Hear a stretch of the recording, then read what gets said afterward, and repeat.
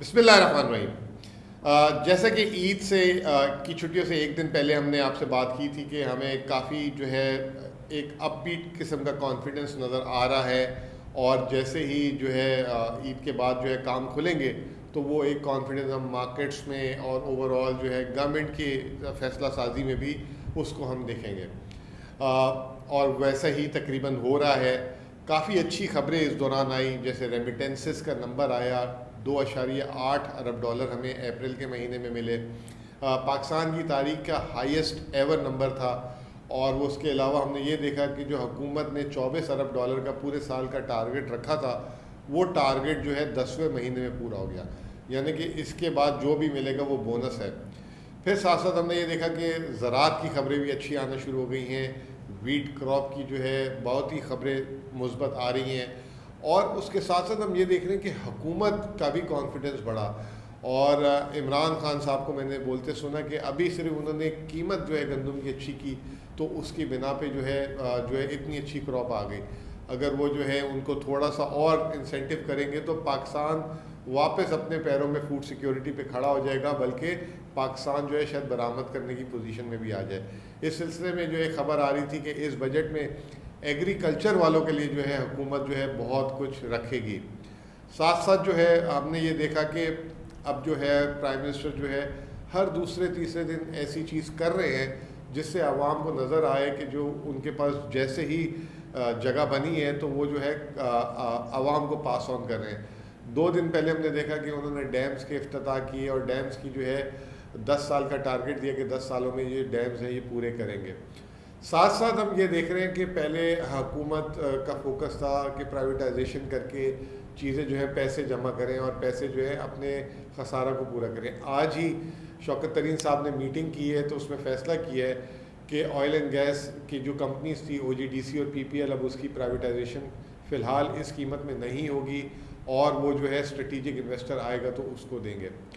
तो ये जो ओवरऑल हम कॉन्फिडेंस देख रहे हैं कि हुकूमत का काफ़ी ज़्यादा जो है आने वाले दिनों में बढ़ गया है। और ना सिर्फ हुकूमत का बल्कि जो है जो उसके मातहत इदारे हैं, स्टेट बैंक को मैं नुमाया जगह दूंगा इसमें कि वो जिस तरीके से और जिस स्पीड से जो है चीज़ें कर रहे हैं, शायद पाकिस्तान की तारीख में किसी स्टेट बैंक के गवर्नर ने और स्टेट बैंक ने ना किया हो। अभी जो उन्होंने रीसेंट एक चीज़ की है कि अब जो शरह सूद की जो मॉनेटरी पॉलिसी है उसकी तारीख आज से 8 महीने बाद जो होगी वो हमें पता होगी। पहले ये होता था कि कॉन्फिडेंस ही नहीं होता था, कभी मॉनेटरी पॉलिसी आगे होती थी, कभी पीछे, एक हफ़्ता बाद हो रही है, वो हो रही है। तो वो जो है मार्केट में जो फैसला साजी वो जो है मॉनेटरी पॉलिसी को देख के लोगों ने करनी होती थी, वो पूरे महीने में लोग कोई काम नहीं करते थे। तो अब स्टेट बैंक जो है आइंदा जो 4 मॉनेटरी पॉलिसी है उन्होंने एडवांस में उसकी जो है तारीखें बता दी हैं और एक वर्ड यूज़ करते हैं फॉरवर्ड गाइडेंस, वो जो है उसको इस्तेमाल कर रहे हैं। तो ये एक काफ़ी ये भी मुस्बत चीज़ है। अब क्योंकि मैं इस वीडियो का फ़ायदा उठाते हुए स्टेट बैंक पे ही मज़ीद बात कर लेता हूँ, क्योंकि एक इस वक्त बजट से पहले जो बड़ा इवेंट है वो है मॉनेटरी पॉलिसी का। मैं ये समझता हूँ कि जो दुनिया में जो है कोरोना तो अभी वबा की जिसे कहते हैं वो टली नहीं है, लेकिन जिन ममालिक में बहुत ज़्यादा था अमेरिका और वेस्ट, वो खुलना शुरू हो गए और उनकी वजह उनके खुलने से एकदम हमने देखा कि पूरी दुनिया में महंगाई की लहर उठ गई है। चाहे वो खाने पीने की अशिया हो, चाहे वो मेटल्स हो, यहाँ तक कि जो उनकी रियल स्टेट जो है वो बिल्कुल रुकी हुई थी उसकी भी कीमतें बढ़ने लगी हैं। और इसकी बुनियादी वजह ये है कि उन ममालिक ने बहुत ज़्यादा पैसा उधार दिया, फेंका, लोगों की मदद की, कारोबार की मदद की, तो एकदम डिमांड आई है। अच्छा, वो देखते हुए फेडरल रिज़र्व जो अमेरिका का बैंक था, जब ये कोरोना चल रहा था तो उन्होंने कहा था कि शायद 2024 तक उनको शरह सूद ना बढ़ाना पड़े। लेकिन अभी 2-3 दिन पहले उन्होंने भी इशारा दे दिया कि ये पॉलिसी के साथ कंटिन्यू नहीं कर सकते क्योंकि महंगाई बहुत ज़्यादा आगे जा रही है और उसका तवाज़ुन बहुत ज़्यादा बिगड़ना शुरू हो गया। चाइना ने भी कुछ ऐसे इकदाम कल परसों किए हैं, जो उनकी फॉरवर्ड की कमोडिटीज़ मार्केट थी उस पर जो है उन्होंने कुछ चेंजेस किए हैं जिसकी वजह से वहाँ पे भी मार्केट क्रैश हुई है।